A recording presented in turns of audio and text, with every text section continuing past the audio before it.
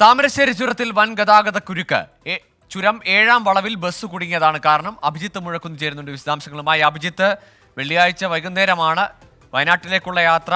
കർണാടകത്തിൽ നിന്ന് കേരളത്തിലേക്കുള്ള യാത്ര ചെയ്യുന്നവർ അങ്ങനെ വലിയ ബുദ്ധിമുട്ടാകുമല്ലോ ഈ കുരുക്കല്ലേ? തീർച്ചയായും ഗോകുൽ, ഇത്തരത്തിൽ ചുരം വഴി യാത്ര ചെയ്യുന്ന വാഹനങ്ങളുടെ ഒരു നീണ്ട നിര നിലവിൽ അവിടെയുണ്ട്. ഇന്ന് രാത്രി 9:30യോടുകൂടിയാണ് KSRTC ബസ് ചുരം 7-ാം വളവിൽ കുടുങ്ങിയത്.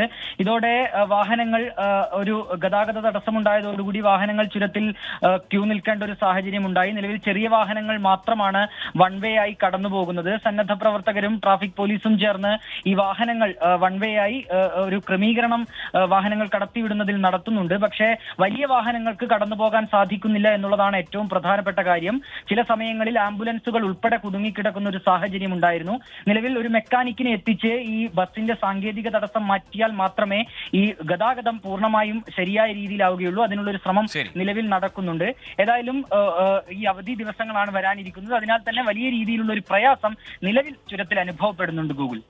താമരശ്ശേരി ചുരത്തിലാണ് ബസ് കുടുങ്ങിയതിനെ തുടർന്ന് വലിയ ഗതാഗത കുരുക്ക് അനുഭവപ്പെടുന്നത്. തിരക്ക് പിടിച്ച അവധി ദിവസങ്ങൾക്ക് മുന്നോടിയായുള്ള ആഴ്ചാവസാനമാണ്. അതുകൊണ്ട് തന്നെ വലിയ വാഹനങ്ങളുടെ നീണ്ട നിര അവിടെ ഉണ്ട് എന്നതാണ് അഭിജിത്ത് മുഴക്കുന്ന് നൽകുന്ന വിവരം.